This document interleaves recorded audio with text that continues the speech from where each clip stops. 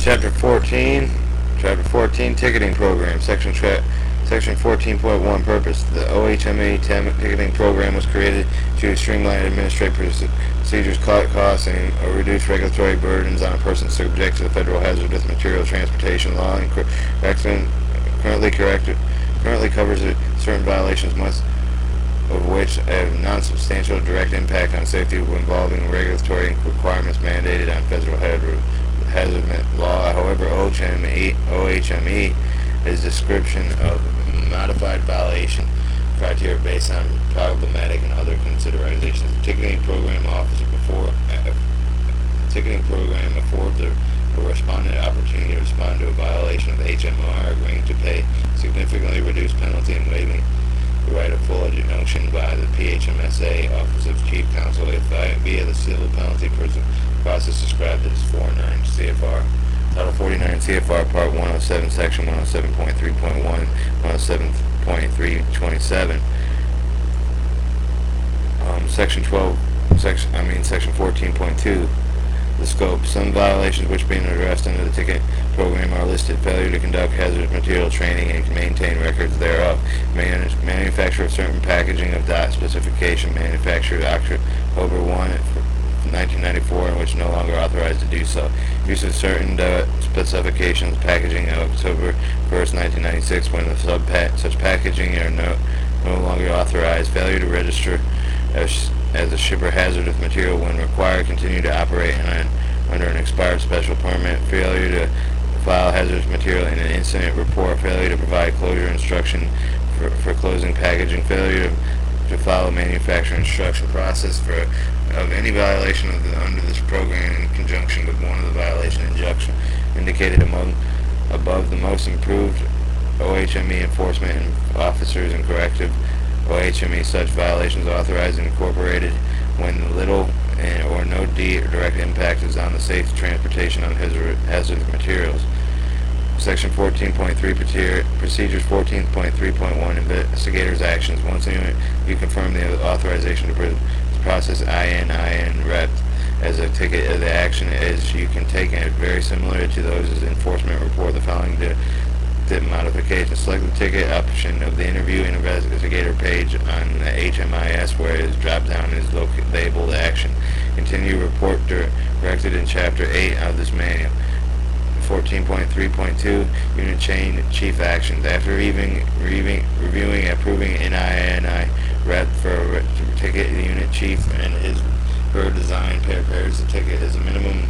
This includes adding the issue date of the ticket form, selecting the company designator OHME, the unit designer, approve the page of HMIS, the first two sections of the ticket number OF05T-00001 are automatically provided HMIS, verify the respondent name, address at 810, party printed on the form of the HMIS, prepare the narrative of the violation, individual penalties total, and the penalty assessed, indicated the full guideline penalty, signing the ticket electronically.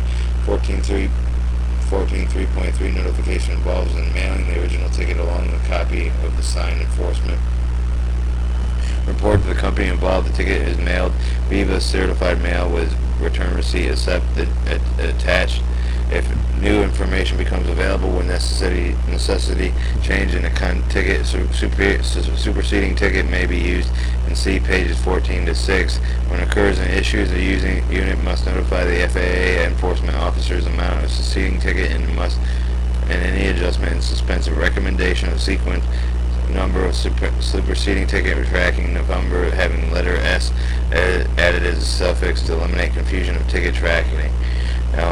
14.3.4 Tracking. A ticket involves ensuring the HMIS has been properly completed. The PHH 4.1 will enter the appropriate information of the enforcement data sets when the return receipts are received. The issues and response 45 days later. The response to the ticket. Once the return receipt is received, the scanned copy of the HMIS proceeds as follows. The tracking begins. Responds. The options company elects to pay the ticket. The OHME action ticket ticket payment and assignment are sent by the company to the FAA, and the FAA turns in and notifies the PHC, which notifies the PHH-40.1 when the notifies the issuing OHME unit. Take the receipt of the noted tracking begins. Track noted on USA Mail receipt. Companies elect to submit an informal response to the PHMS Office of Chief Counsel. The issue notified of the FAA. The FAA does not begin collection effort. Original ticket signed by the company and enforcement reports by forwarding the PH-40.1. No response received by the issuing unit within 55 days of the ticket issuing notifies the company failing to respond to have waived the right of the hearing and admitted the violation. The office then provides a copy of the letter to the FAA and collection efforts are initiated. 14.35 When no non-response, when a company fails to respond to a ticket issuing, it will send a letter to the VA certified mail. When receipt is requested, informs the party involved in responding, waived in the right of hearing, admitting the violation is set forth by the ticket. A copy of the letter is forwarded to the FAA. The action of FAA commences the collection efforts. And the ticket of non-compliance is on page 79 of the official Office Hazardous Material Enforcement Opsman, June 27th. Now on to the last one.